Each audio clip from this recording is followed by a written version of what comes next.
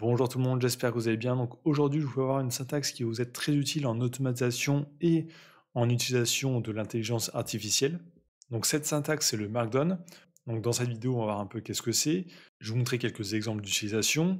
On va voir aussi la syntaxe de base, enfin vraiment les éléments de base, et comment l'utiliser avec l'intelligence artificielle et l'automatisation.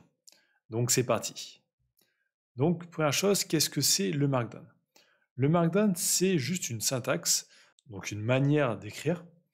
Donc, par exemple, je vais sur mon éditeur de texte ici, je vais juste taper du texte. Mais là, le Markdown, c'est une manière d'écrire. Donc, on va pouvoir, par exemple, formater des titres, des textes en gras, etc., grâce à des lettres, à des tags, etc. Par exemple, pour faire un titre, on va mettre un hashtag et on met notre titre ici. Ensuite, on peut taper du texte. Donc ça, texte normal. Et quand on veut mettre du texte en gras, on va mettre par exemple toi en gras. Donc on va mettre à côté, enfin, on va l'entourer d'astérix. Donc là, forcément, il n'y a rien qui change ici dans mon éditeur de texte classique. Je vois juste ici un hashtag et des astérix. Mais il y a énormément de logiciels et de sites web qui utilisent cette syntaxe. Et aussi pas mal d'outils, par exemple, qu'on va pouvoir utiliser en ligne de commande. Donc quelques exemples d'utilisation du Markdown. Ça va être par exemple créer des documentations. Donc on va pouvoir créer par exemple des sortes de Wikipédia. Donc on va juste renommer nos fichiers texte en .md pour dire que c'est du Markdown. Donc par exemple ici, je fais nouveau, document texte, je lui donne un nom, et à la fin je mets juste .md. Et pour mon wiki, par exemple, ça va être très simple, je vais juste mettre dans un dossier tous les .md avec le titre, etc. Et avec un petit outil, j'aurai juste à cliquer dessus, et ça me générer un site web en quelques secondes, avec tous mes fichiers Markdown, donc directement avec une interface web. On a la même chose pour créer des sites web, donc par exemple il y a des logiciels comme Go, Hugo ou Jekyll. Donc là c'est très simple aussi, on va mettre tous nos fichiers Markdown dans des dossiers, qui vont être la structure de notre blog ou site, et ensuite on aura juste à choisir un thème, à lancer ce petit programme, et ça va nous générer directement un site web en quelques secondes. Personnellement, moi j'utilise aussi cette méthode pour mon site web. Donc avant j'étais sur WordPress, là je suis passé sur une solution que j'ai faite moi-même avec du Markdown. Bon, pour mon site c'est un peu moche, mais je voulais quelque chose d'ultra simple que je pouvais modifier moi-même. Donc c'est possible de créer des sites entiers avec du Markdown. Ensuite, il y a pas mal de logiciels de prise de notes. Par exemple Obsidian, donc, qui est très connu, que j'utilise aussi, qui fonctionne avec du Markdown. Donc pas mal de personnes utilisent ça pour créer en quelque sorte leur second cerveau. Donc, vous avez sûrement déjà vu des vidéos qui en parlaient. Et ensuite, il y a pas mal d'autres utilisations. Donc on va pouvoir formater des emails. Il y a des outils pour créer des slideshows grâce à du Markdown. Vous pourrez aussi créer des livres directement, avec la structure du livre directement. Donc on va voir un peu plus la syntaxe du Markdown. Donc déjà, si vous ne voulez pas installer de logiciel sur votre PC, vous pouvez tout simplement taper éditeur Markdown sur Google, vous trouverez plein d'éditeurs gratuits. Par exemple, il y a celui-ci. Donc là, j'ai juste à écrire mon Markdown ici, et ici, je pourrais le prévisualiser directement. Donc vous avez aussi pas mal de sites ici qui vous montrent quelles sont les commandes à utiliser, enfin quelle est la syntaxe. Donc par exemple, on va pouvoir avoir plusieurs niveaux de titres. Donc il y a un hashtag pour le titre numéro 1, deux hashtags pour le titre de niveau 2, etc. Donc ça, c'est le niveau de titre. Par la suite, on pourrait les transformer en H1, H2, H3 pour des articles SEO sur un blog WordPress, par exemple. Donc, par exemple, ici, je vais mettre titre de mon document.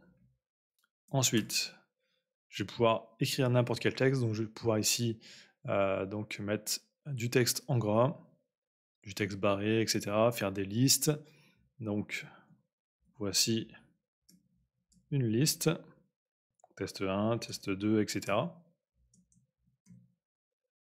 Mettre des cases à cocher, ajouter des liens, des images, ajouter des blocs de code directement aussi. Donc par exemple, il y a le site GitHub qui utilise que du Markdown aussi pour afficher ce qu'il y a ici. Donc ici, il y a le H1, ensuite du texte, là une image GIF, ensuite tout ça. Donc là, on a les blocs de code. Donc les blocs de code, ça ressemble à ça. Ça va être quelque chose en général avec un fond différent, et où en général on peut copier en un clic le contenu. Donc tout ça ici, c'est du Markdown. Donc justement, si on fait éditer, donc pour voir le code de cette page, Alors là, je ne peux pas le faire, mais on n'aurait que du Markdown. Donc, je vais cliquer ici. Donc là, oui, je peux le voir ici. Donc là, on peut voir le code de cette page, c'est juste du Markdown. Il y a aussi ChatGPT qui utilise le Markdown pour afficher le texte formaté sur votre écran. Donc là, si je le copie ici, j'ai toutes les valeurs ici. Alors là, j'ai pas les images parce que c'était des images vraiment qui étaient à la racine du GitHub, mais sinon, j'ai tout le reste. Donc je vous mettrai le lien dans la description de ce tableau ici, donc là pour avoir vraiment la syntaxe, des choses les plus basiques. Donc ensuite, comment l'utiliser en automatisation et avec l'IA aussi. Donc là, ça va être très intéressant pour créer du contenu de manière automatique. Donc par exemple, créer des articles de blog, des descriptions de fiches produits, etc. Tout simplement, vous allez faire appel à l'API par exemple de ChatGPT et vous allez lui dire de vous répondre en Markdown directement. Donc là, je mets par exemple écrire un article sur l'IA au format Markdown. Donc je lance. Bon là, ChatGPT ne semble pas fonctionner actuellement. J'ai essayé plusieurs fois. Donc là, je vais le mettre sur le chat, ça sera pareil. Donc écrire un article sur l'IA au format Markdown code. Donc je fais OK, je lance. Et là, il me crée un bloc donc, de code ici avec du Markdown à l'intérieur. Donc avec directement tout mon article formaté. Donc là, j'ai une liste à puces, j'ai des points en gras, j'ai des titres H1, H2, H3, etc. Donc on pourrait aussi lui dire de créer directement du HTML, mais si on veut faire des modifs manuellement, c'est un peu plus compliqué. Alors que là, avec le Markdown, on a juste à modifier en quelques secondes, c'est fait. Et aussi, avec du HTML, ça rallongerait pas mal notre texte, donc on pourrait générer moins de texte avec cette méthode. Donc là, on lui demande directement de créer nos articles, nos emails, etc. directement en Markdown. On peut le copier, le mettre dans notre outil, le mettre en ligne sur WordPress, etc. Et l'avantage, c'est qu'il existe aussi pas mal d'outils qui vont convertir ce Markdown en d'autres formats. Si par exemple vous utilisez un service où ce n'est pas possible en fait de mettre du Markdown directement et de le formater, vous avez des outils qui vont vous permettre de convertir ce Markdown en, par exemple, du HTML ou dans d'autres formats. Par exemple, sur make.com, vous avez un module Markdown où vous pouvez lui donner directement du Markdown et ça va vous le convertir en HTML. Donc, par exemple, pour le mettre dans un Google Doc directement formaté. Et vous avez aussi les fonctionnalités inverses, donc par exemple, transformer du HTML en Markdown. Et vous avez aussi des outils en ligne de commande. Donc, par exemple, il y a Pandoc. Donc avec ce genre d'outil, vous pouvez vraiment convertir énormément de formats. Donc vous pouvez l'utiliser en ligne de commande, par exemple avec Browser Automation Studio, pour créer des pages HTML en masse. Donc avec le Markdown, il y a aussi des extensions qui sont ajoutées, par exemple la possibilité de créer des graphiques, des diagrammes, etc. Donc il y a pas mal de choses qu'on peut faire. Et en général aussi, quand il manque quelque chose, on peut aussi ajouter directement du HTML à l'intérieur. Et la plupart des outils vont le prendre en compte. Donc si vous voulez créer du contenu en automatique avec l'IA via des API, avec Make, Browser Automation Studio, etc., le Markdown pour moi c'est vraiment un indispensable.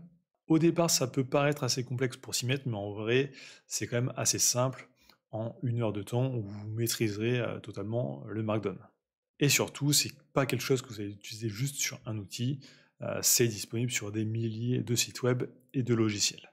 Donc voilà pour cette introduction au Markdown, j'espère que ça vous donnera envie d'en savoir plus et de tester via l'automatisation.